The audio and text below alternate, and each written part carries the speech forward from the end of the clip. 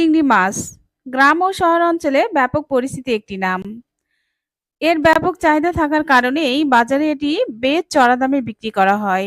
ছোট বড় সবাই এই চিংড়ি মাছ খেতে অনেক বেশি পছন্দ করেন। আসসালামু আলাইকুম, ওয়েলকাম টু মাই ভিডিও। বন্ধুরা, আজকে আমি আপনাদের সাথে যে ভিডিওটা শেয়ার করছি সেটা হলো কাঁচা কলা দিয়ে চিংড়ি মাছের রেসিপি। এটা আমাদের এলাকায় বেশ জনপ্রিয় ও পরিচিত একটি খাবার। এখানে আমি বড় সাইজের চিংড়ি মাছ অফ ক্যামেরায় পরিষ্কার করে লবণ, হলুদ, মরিচ দিয়ে ১০ মিনিটের জন্য মেখে রেখেছি।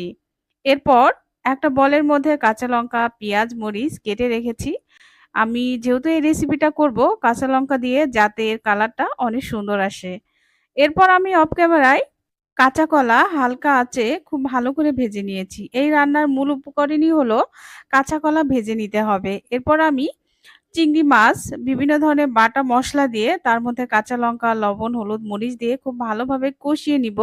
কিছুক্ষণ কষানো হয়ে গেলে আগে যে আমি কাঁচা কলা ভেজে রেখেছিলাম ওটা দিয়ে আরো ৫ মিনিট আমি চিংড়ি মাছ কষিয়ে নেব। ভালোভাবে কষানো হলে আমি এর মধ্যে পরিমাপ মতো পানি দিয়ে দিব, অর্থাৎ আপনারা যে পরিমাণ ঝোল খেতে পছন্দ করেন সেই পরিমাপ পানি দেবেন। পানি দেওয়া হয়ে গেলে একটা ঢাকনা দিয়ে আমি ঢেকে দিব বলক আসা পর্যন্ত। বড় একটা বলক আসলে কিন্তু আমার রান্নাটা কমপ্লিট হয়ে যাবে। যেহেতু আমি আগে থেকেই কাঁচা কলা ভেজে নিয়েছিলাম, তাই এই রান্নাটা হতে কিন্তু বেশি সময় লাগবে না। আমার রান্নাটা প্রায় শেষের দিকে। দেখুন কালারটা কত সুন্দর এসেছে, দেখেই লোভ লাগতেছে। বোঝা যাচ্ছে যে রান্নাটা অনেক টেস্টি হয়েছে। আশা করি আপনারা সবাই বাসায় একবার হলেও এই রান্নাটা ট্রাই করবেন।